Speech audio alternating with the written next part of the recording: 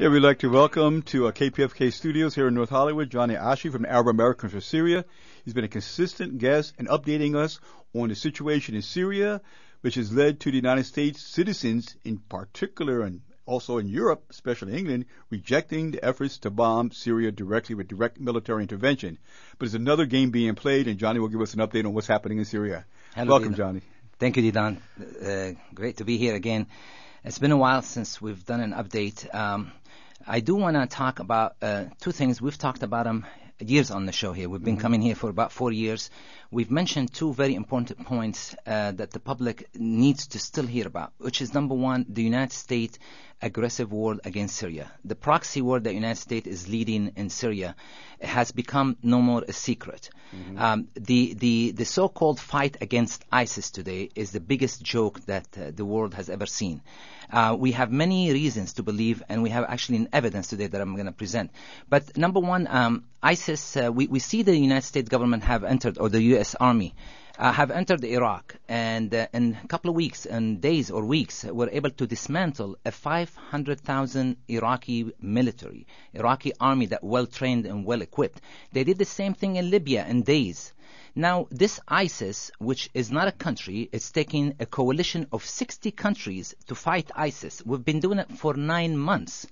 Here's the question. Who is ISIS? Where are they getting their weapons from? ISIS, the weapons do not grow on trees, Dedon. Weapons have to be smuggled into the country. Now let's talk about Syria and Iraq. They're bordered from Jordan in the south, as in the case of Syria, and Turkey from the north. These heavy artilleries are coming from those two countries. Okay, Israel and Jordan are supporting the Nusra Front in the south. There's evidence everywhere. And Turkey is supporting in the north. So instead of acting like we have a propaganda fight to go fight ISIS, just stop the flow of trafficking of weapons to these ISIS. I want to talk about the Washington has run a 9-month campaign, fewer sorties over Syria and Iraq, okay, in 9 months than since the inception of this campaign, than Israel did in 3 weeks in the Gaza Blitz in 2008. So where is the American Air Force and the American bombers in a few weeks when Ramadi fell, when the gym Palmyra, one of the oldest cities in the world, was taken? It's a desert out there. How can you not be able to control few terrorist groups with armored vehicle in the middle of the desert? So in other words, we only see that the Air Force has engaged in earnest ways when their Kurdish allies, the U.S. Kurdish allies, have been threatened, whether it was in Syria and Kobani, Ain al-Arab, or whether it was in Erbil in Iraq, because this is where the U.S. interest is. However, as long as they are in the middle, the Sunni, this is the goal of the United States, to build a Sunni partition right in the middle between the Kurds and the Shiites. So basically what we're trying to say here is the United States government needs to stop arming. This talk about moderate rebels in Syria, and here's the point I want to make. Last week, Judicial Watch, which is a government watchdog group, has released or published a secret document that now is declassified. This document, Dedon, was released by the U.S. Defense Intelligence Agency, okay, in 2012, 1 year almost into the Syrian crisis. The document said that all the people fighting the Assad regime and the government in Syria are Salafist, Wahhabist, or Muslim Brotherhood, or Al-Qaeda in Iraq. At the time, there was no Al-Qaeda in Syria. Al-Qaeda in Iraq. These four groups were backed by the West, Turkey, and the Gulf countries. Okay, so the report clearly indicated that supporting this group will escalate the conflict in Syria and will lead to further sectarianism and radicalization. So what did the U.S. do when they received this report? As always, they lied. Kerry, the Secretary of State, on the Senate Foreign Relations Committee, a month after receiving this Defense Intelligence Agency report, said that the majority of the Syrian oppositions are moderate, are good guys. We only have about 15 to 20% who might be deemed bad guys. So he continued to preach to the world or pitch the idea of moderate rebels.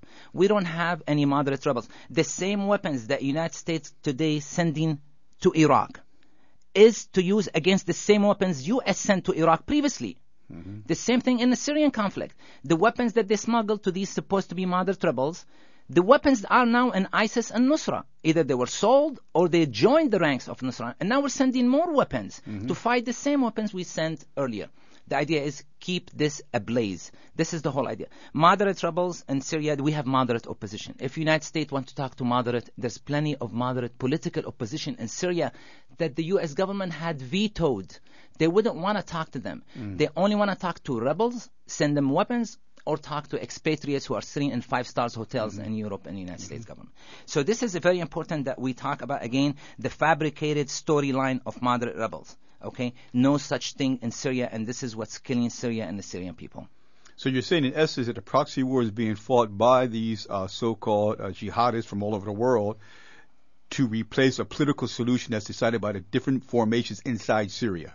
Absolutely, sir. This was the last final pretext available to the United States. They used the humanitarian pretext early on in the conflict. They built camps in Turkey and Jordan and said millions of people are running away from the criminal regime. There was no such thing. These camps were built before the crisis even started.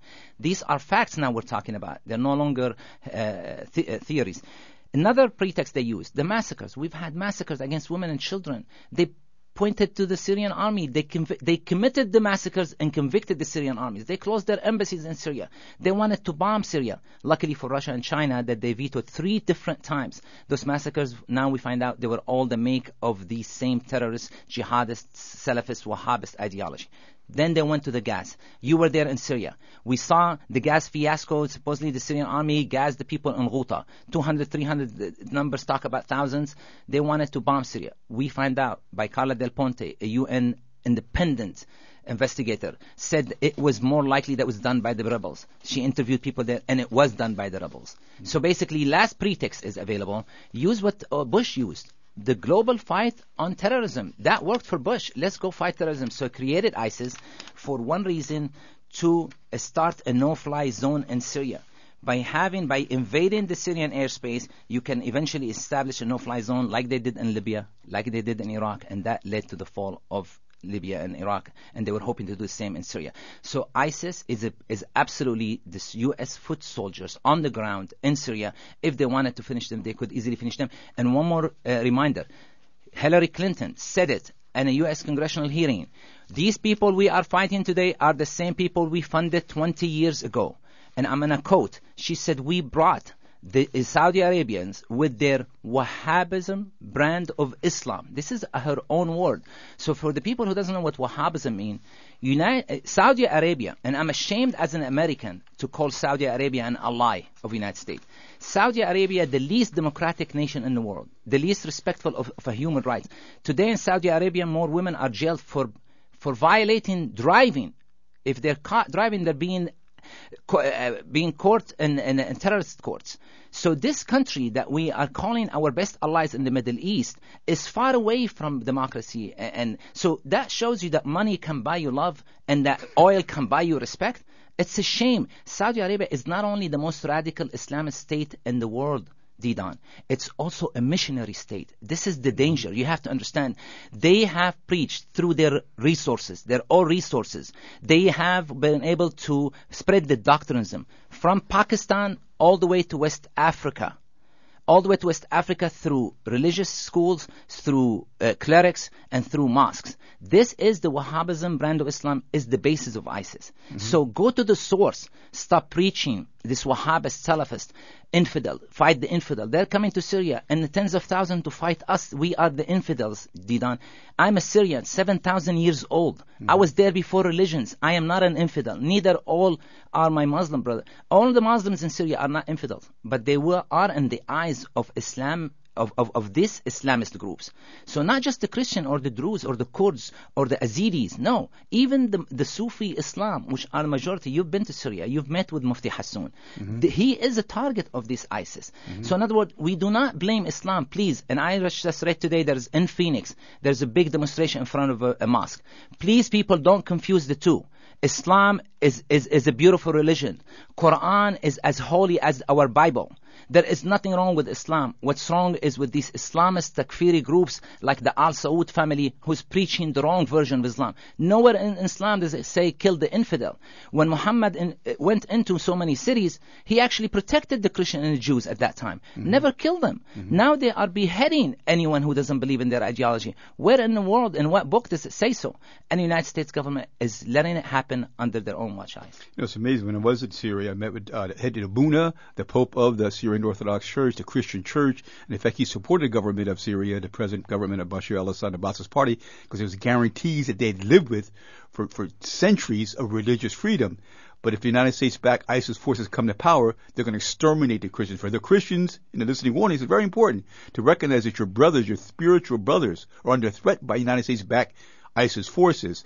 I'd like to thank you, John. I know you have to take off. Yes. We're in the middle of a fund drive. If people want to make a contribution, because we do provide this point of view of Syria that you don't hear on left radio, on progressive radio, become a subscriber, $10 a month at 818-985-KPFK. Can you do a little lightweight pitch for KPFK and the programming we do? Please, guys, we need everybody's help. If you like I am in need of to hear the other side of the story, it's a must that you support KPFK.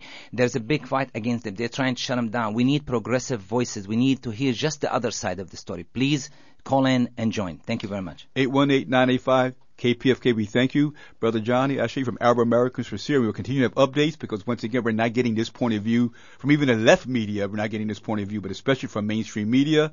And once again, we want to see that trillions of our U.S. dollars don't go towards overthrowing a progressive government that guarantees religious rights for women, for youth, for Christians, for national minorities. We want to see that our trillions of U.S. tax dollars are used for bettering the situation of young people, of the oppressed, of the working class, of the D-class, middle class of the United States. Our money should be used to build the United States and for the citizens of the United States.